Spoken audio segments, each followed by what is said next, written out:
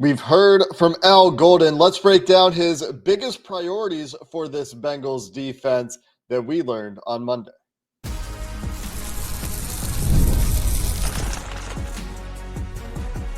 You are Locked On Bengals, your daily Cincinnati Bengals podcast. Part of the Locked On Podcast Network, your team every day.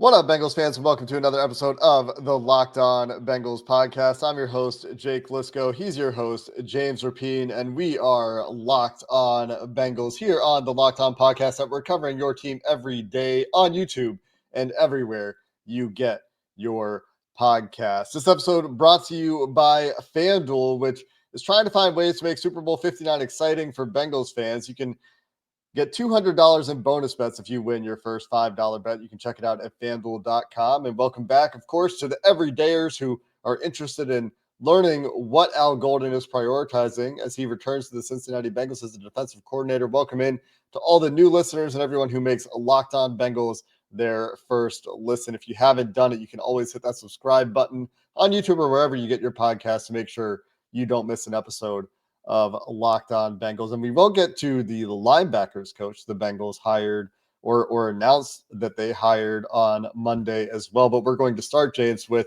the man of the hour, Al Golden, meeting with the media, sitting probably roughly where you're sitting right now as you're chatting with me from Paycor Stadium. What was your big takeaway as you sat a few feet away from where you're sitting right now, listening to what Al Golden had to say?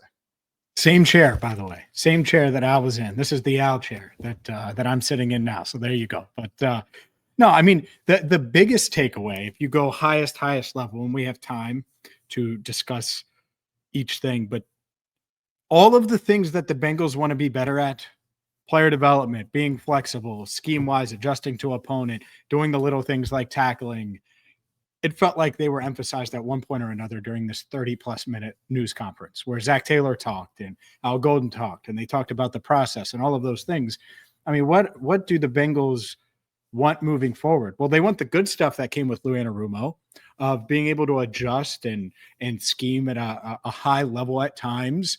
In certainly big games, we saw that. But they want to develop. They want to carry out the plan for the young guys from the moment they're drafted and get the draft call throughout, and anything and everything in between, including the fundamentals and the basics. And they want the guys to play fast. All of these things that we've talked about when it came to the defense, Al hit on. And I don't think it was by design. I think it's because, one, we were asking questions about those things, and two, I do think that it is a good fit. And last week, when people were frustrated with the search, I said, "Oh well, the Bengals are getting a really good coach. I don't know if it's going to work, but he's a really good coach." Notre Dame, there's a reason why Notre Dame was sad Al Golden left, and that doesn't mean again that it will work, but it does feel like, from a fit standpoint, from an ideology standpoint, things should mesh well. And when you get good coaches that mesh well, usually you get pretty darn good results. So hopefully that's the case. But yeah, that's my biggest takeaway. All those things, all those concerns, all those thoughts that we've had over the past 3 weeks, and before that, but past 3 weeks since Lou Anarumo was fired, I think he addressed them in one way or another today. And it doesn't really matter until we see what he actually does on the field, right? But he said and addressed all of those concerns. And whether that was because those are the Bengals' priorities as well, and they are aware of the things that need to be better, or because of the questions that were asked, or because Al Golden was either doing his homework on the narratives around the Cincinnati Bengals defense or got a little rundown from the Bengals media department, he talked about the right things. And I think you can start with perhaps the most important thing, or maybe one of the more interesting things to me, because there was a lot. And you mentioned talking about the way he does install was interesting to me. The way that he referenced a few times, no shades of gray, the way he talks about empowering his defensive players on the field to make adjustments, because, and he's repeated this on a number of platforms at this point, he can't make the right call every time, but the players on the field can make adjustments from those calls, and empowering the players to do so. And having a plan for guys immediately, and talking about how proud he was at Notre Dame of the contributions they got from freshmen on that defense, including some key players on that defense. So everything from freshmen to graduate players, the veterans of the college game, the 6-year players on that defense were contributing to that Notre Dame defense. But to focus on development for a second, because that's obviously something that has been a big buzzword for Bengals fans around what they need to do with this defense going forward. Golden's philosophy there was interesting to me, and he talked about it in detail, saying you have to have a plan for those guys, and it starts from the time you make that phone call to draft a player, and that obviously brings several players to mind in recent history for this team. Primarily Dax Hill is the one, but the idea of getting those guys ready to go right away and having a plan that makes their jobs as easy as possible so they can, as he said, essentially see and react. What was it? Stimulus response defense is the words that he used there. So hopefully he can enact those philosophies in an effective way, obviously, but it was encouraging, I think, to hear him talk about that. No doubt. I think that's the number one thing that they needed to find. Someone that is going to be able to develop the young guys, because I think it's easy to take Myles Murphy because of all the measurables and everything around him, right? But you have to get something out of him. You have to know, all right, well, we got to get him refined as a pass rusher, give him multiple moves, multiple things that he can be confident in to win with consistently. And he wasn't that guy at Clemson. He's got it in him. We got to get it out of him. And that hasn't been the case through 2 years. Let's call it like it is. It hasn't. Hopefully it is in year 3. But that's the job. And there are going to be other players like that. Maybe not a first rounder. Maybe in the first round this year, they get a guy that's ready to go right away. But Al seems to understand the situation he's going to be in, because in an ideal world, the Bengals will pay T. Higgins and Jamar Chase this offseason and Trey Hendrickson, which means you're going to have a lot of money tied up at the top of your roster, which makes development and getting the most out of role players, guys that not necessarily stars, but guys that are going to contribute in their role, that much more crucial. And so it was the number one thing coming into today that I wanted to hear, just logic wise, how he views young players. And he was talking about the development part of it with young guys. And then I asked him about the draft, and you're right. It was that phone call, right from the phone call. And that's how it should be. That's how it should be, especially because when you tie it to early in the news conference, he brought up the character part of it. And I think that's huge too, because if you think back to Al Golden in 2020 and 2021, it was, we were talking about the captains draft, how they were finding these captains, and it was a big theme. And they go to the Senior Bowl in 2020 and they get Logan Wilson, Akeem Davis Gaither, Marcus Bailey. And guess what? All 3 of those are hits.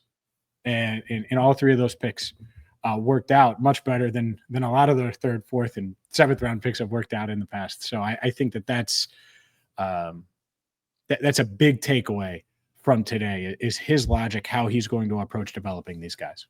I think along those same lines, along the development lines, hearing him talk about learning methods and finding ways to deliver information to players that they would understand, I think just even referencing that shows that he has some understanding of, we're going to need to provide multiple different media, like multiple ways for players to learn, depending on how they learn best. And I'm going to, he's talking about trying to understand how each player learns best and making sure that they have methodologies available for those guys to learn that will suit their learning styles, right? And just having the awareness that exists, not to say that the previous staff didn't, right? But emphasizing that in your introductory presser, it's a small comment, but I find that to be encouraging, that, he's aware of those things in the first place, and talking about getting guys' eyes on the right things at the right times, and having clearly a very detailed philosophy about how to get the installation done.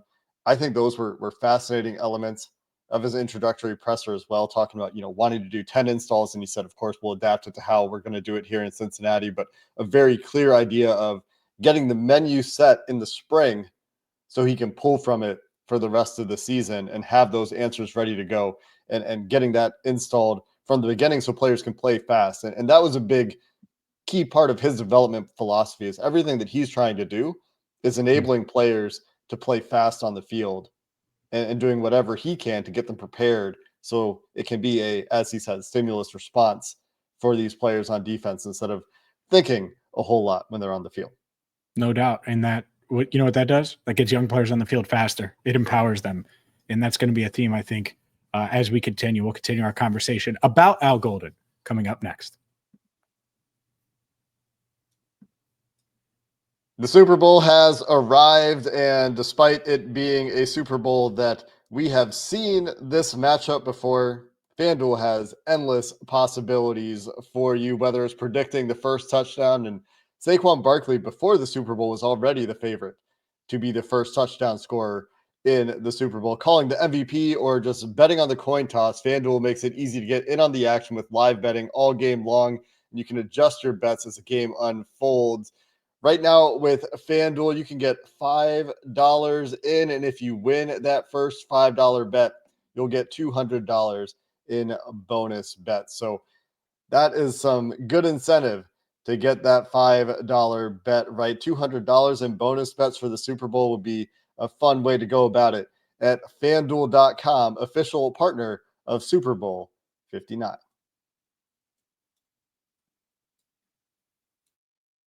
All right, Jake, let's keep things rolling when it comes to Al Golden. Other things that stood out to me, and something that I've mentioned a few times, and I was able to talk with him after as well. I said, hey, how much does it help that you're in college for 3 years?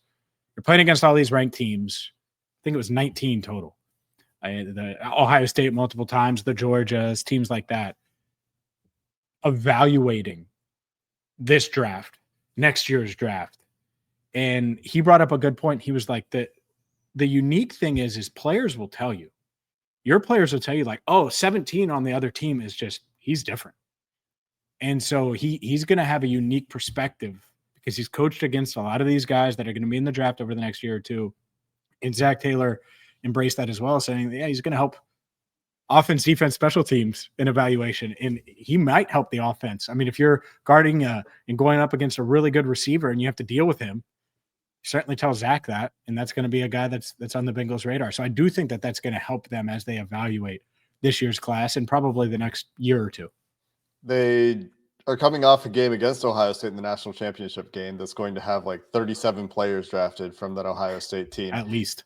Probably all in the first round. And so he's going to be familiar with those guys. He's going to know how he prepared for those guys, what his players thought about those guys, to your point. That doesn't mean that that's like a silver bullet. It's not like the silver bullet to drafting in the NFL is, maybe it is. Maybe that's it. Maybe it's like, I think it helps. College players. I'm sure it helps. I'm not saying it doesn't help. I'm just saying that like if it was foolproof, probably every NFL team would do it, right?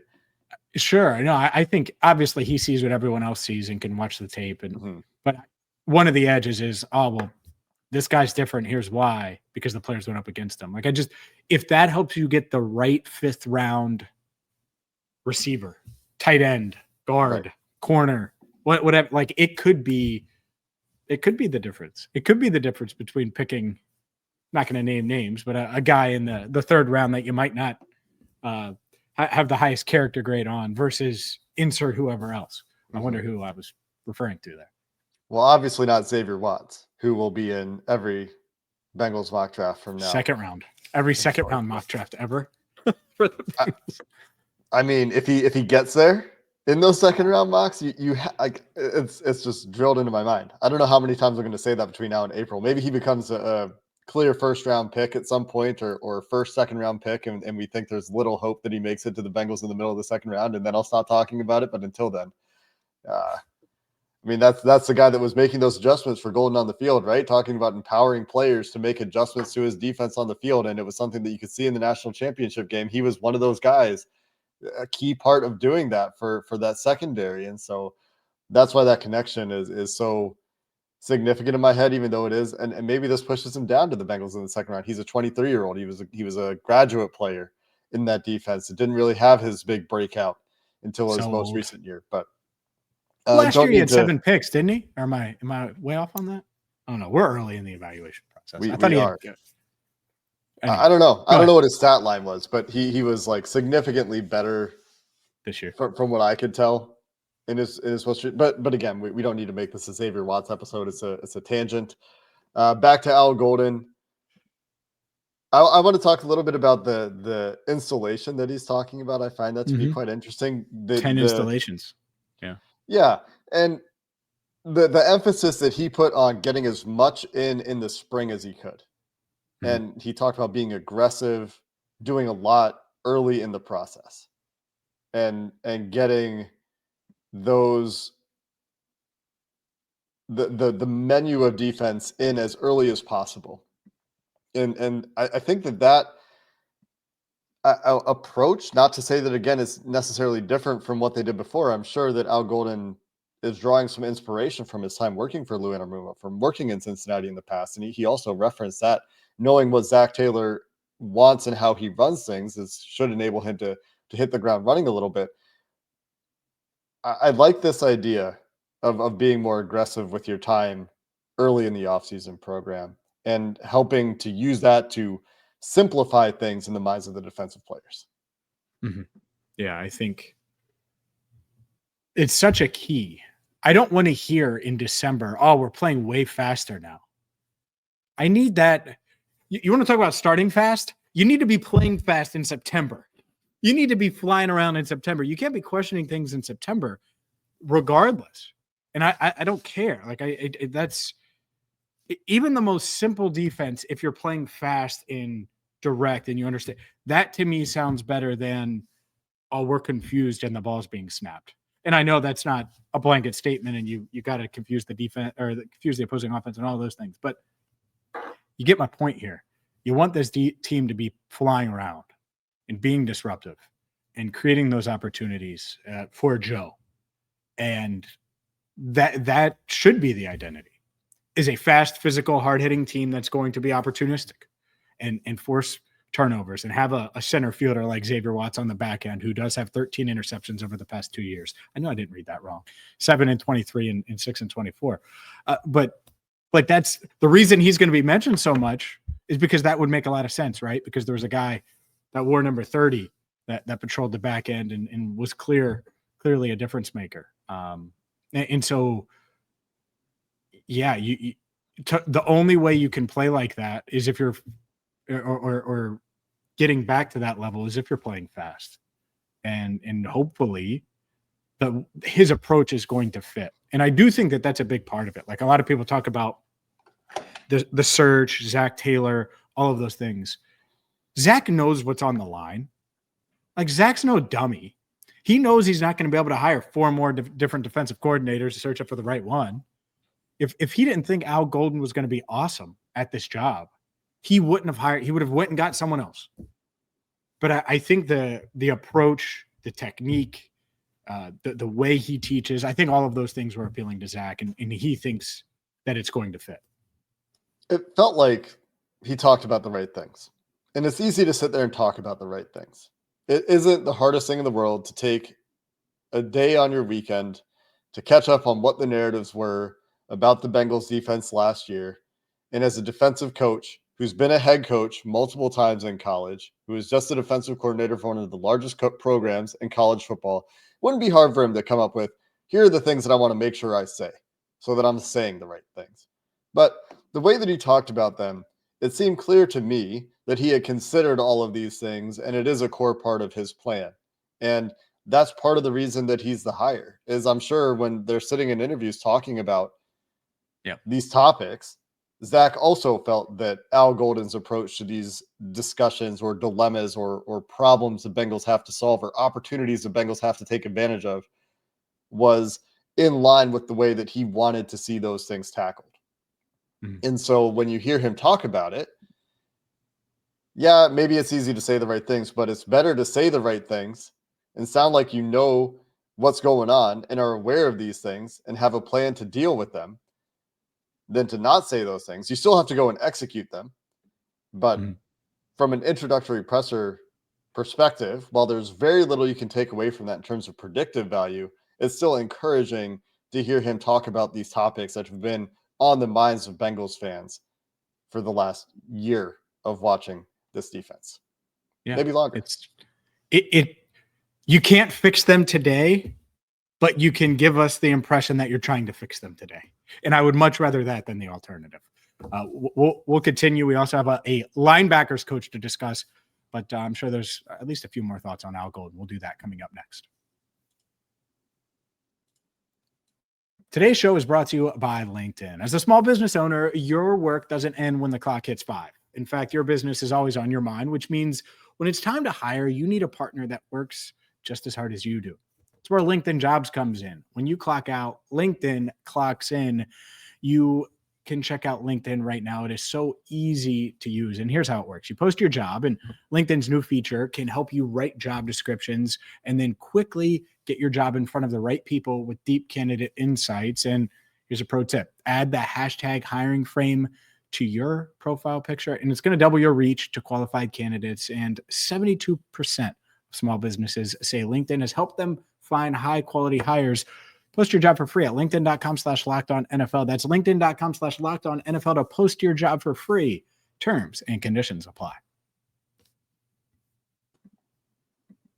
My only closing thought on Al Golden, James, before we discuss the Bengals linebacker coach and the other tidbits that we learned about this defensive staff, he kind of talks like a head coach.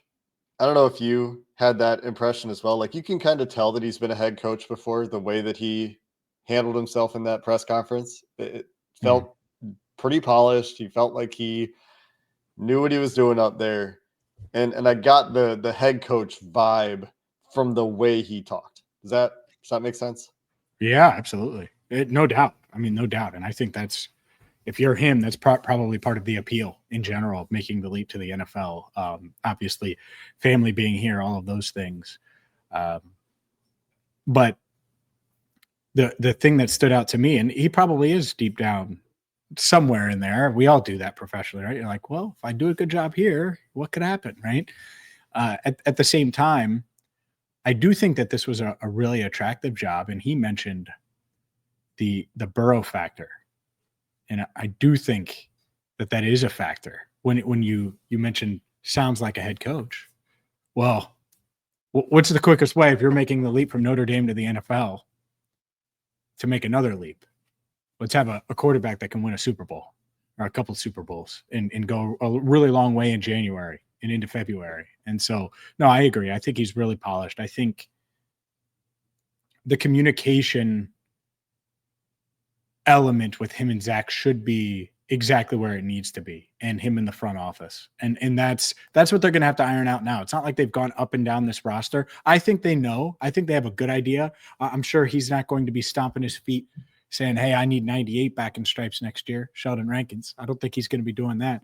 But they'll evaluate this roster in the coming days. And, it's going to be – one, I think it's going to be different and unique because we kind of understood what Lou was doing and all of those things. Now we're talking about a whole new defensive staff. We're going to talk about Mike Hodges in a second. And I'm sure we'll hear from him at the Combine, maybe sooner, but certainly at the Combine. And so that could lead to new evaluations, new perspectives, and who knows, from a draft predictability standpoint, it may change a little bit. Could it lead to DeMario Davis? Is DeMario Davis a free agent? I don't know, but any idea? Hey, is that going to be this year's Calais Campbell? If so, come on, baby. He's got to be in his 30s, right? DeMario Davis is definitely he's 36. But yeah, okay. I mean, he's still playing well. That's like is he a free agent? I don't think so. I'm trying to find it. I can't find it. There he is, DeMario Davis. He is under contract for the Saints in 2025. Boo! Cut him. Yeah. Get him out of here. That was supposed to be some fun for us this offseason. Come on, Saints. What are you doing? Jerry Montgomery, we talked about him a lot yesterday. There was an additional title tacked on since we last chatted with you. He will also be the defensive run game coordinator. And I wonder if this is a complete defensive staff, because at this point we also know that Jordan Kovacs is back. Al Golden describing him as his right-hand man when they were working together in Cincinnati. So Kovacs will be on the staff. Linebackers coach. Yeah. So that checks out. We know that Chuck Burks is back, and we know that the linebackers coach now is Mike Hodges, who was previously the linebackers coach with the Saints from 2019 until present being 2024. DeMario Davis, the crown jewel of that linebacker unit for all of those years. And Davis broke out really in 2019 for the Saints. He was good for the Saints his entire time there, and he joined the Saints in 2018 and has been there ever since and has been the leader of that linebacker unit ever since. But certainly could easily make the argument that Mike Hodges got the most out of DeMario Davis in New Orleans. It's kind of a rotating door for the other linebacker in New Orleans beside DeMario Davis. Caden Ellis is probably the biggest success story for Mike Hodges, but a guy that has another Zack Taylor tie, which I think some Bengals fans are probably rolling their eyes at. I know that whenever the Bengals make a hire, there's at least some contingent of hardcore Bengals fans. It's like, oh, how does Zach know this guy? And I would say on the other hand, you go read the Bengals.com introduction for Jerry Montgomery, and Montgomery said the only other person he knows on the Bengals staff is Jordan Kovacs because he coached him at Michigan. Mm-hmm. So there wasn't familiarity there for that one. And Zach mentioned that when he pegged Jerry Montgomery in 2018 when he was on the Rams staff and went up against the Packers from then, which I think is interesting. And by the way, pegged or put on the list or whatever, it's probably, oh man, he's a really good coach. You keep that in mind, right? And that's great. I think that I think he probably reached out to Jerry Montgomery pretty early on during this process after the New England thing went down. And the New England ties, whether it's Scott Peters, Jerry Montgomery, I think that was coincidence, just to be clear. But it is kind of funny how it works. The Colts hiring Lou Anarumo and James Betcher, they tried to hire Charles Burks, who obviously stays in town. And then you have the Bengals hiring multiple Patriots coaches from last year's staff. It's part of the NFL. It is what it is. But hopefully they found the right staff and the right pieces. Yeah. The Jerry Montgomery piece on Bengals.com also includes a quote from Mike Daniels, which I found interesting. And obviously, like you said, you have to hope that all these guys fit. Yeah, but Mike, message me back, by the way. I messaged Mike and he did not message me back. Someone tell Mike Daniels to message me back. Come on, Mike. Goodness. I'm trying to get him on Jerry. He's talking to Jeff Butch Hobson. Who? Come on, Mike. Maybe you gotta. I'm just kidding. Maybe you gotta call him. You know. Yeah. Maybe he's a phone call guy. I guess. Come on, Mike. Come on, Mike. Daniels told Butch that the emphasis for Jerry Montgomery's scheme is having guys doing their jobs, not going rogue, and staying gap sound and making sure that they're doing exactly what they're supposed to be doing. Which, not to say that, again, this wasn't an emphasis of the previous regime, but it's something that speaks to us when we're talking about what we need this Bengals defense to do. I'm so curious. Do you think this is it? Do you think there's another hire coming on the defensive staff? I still think that pass rush. Is that actually happening, or is that just my fantasy? No, I think because if you're making Montgomery your defensive line coach and run game coordinator, what you want, like assistant defensive line coach / pass rush specialist? I don't know. Wouldn't you? I would. Yeah. Do they? He's talking don't about they the have? front? Yeah. Don't they have one? Because they didn't bring back. They haven't replaced Duffner yet, so they still have one. They still have one slot, right? If they choose to structure the staff the same way, which get one more. It's like you're at. Honestly, let's be honest. It's like you're at the bar. It's like midnight. You do one more. Oh, that was never a good idea. I mean, it is when you're me. When you're you, probably not a good idea, Jake. That one is the one that always makes you pay the next day. So not loving that analogy for coaching, exactly. But doesn't make one you more. pay. It doesn't make you pay. You're getting makes you pay, not me pay. Oh, you're paying for it one way or another. I have one other. Take my card and let's have a drink. Jeez. I have one other idea, and I don't remember what it was. So let's wrap up on Must be the alcohol. You got me distracted there. We'll see if there's another defensive coach coming. Oh, yeah. He was talking about the fronts that they were going to play this year. Talking about being a 4-3, 4-2, and talking about not wanting to pigeonhole himself there. And he said he wanted to get in a room and talk with Mike Hodges, talk with Montgomery about the things that they like to do that have given other teams problems for their auxiliary fronts, for the wrinkles that they were going to put in there. And he also talked about being really proud of some of the change-ups that they put in at Notre Dame, despite being such a man-heavy team. So the discussion around having change-ups and having wrinkles is where I was thinking about that. And so my thought there and why that came up specifically was from a pass rush perspective, the Bengals did some different things from just like a 4-2 on nickel downs, on passing downs. It wasn't just 4 defensive linemen. Under Lou Anarumo, they had a lot of different fronts that they would use from time to time, a lot of 3-man surfaces, and the whole Viper position where you have an edge rusher who's going to move around a little bit that they did at Notre Dame. Didn't hear that come up, but you wonder if that would come up as the course of the offseason goes along. And if you're talking about those fronts, wouldn't you also want a pass rush coordinator or a pass rush specialist to be part of those conversations? That's where the connection was. That's why I started thinking about that.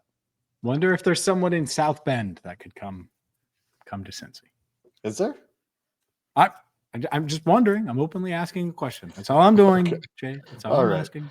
That's going to do it for this episode of the Locked On Bengals podcast. Until next time, thanks for listening. Hoo day, and have a good one.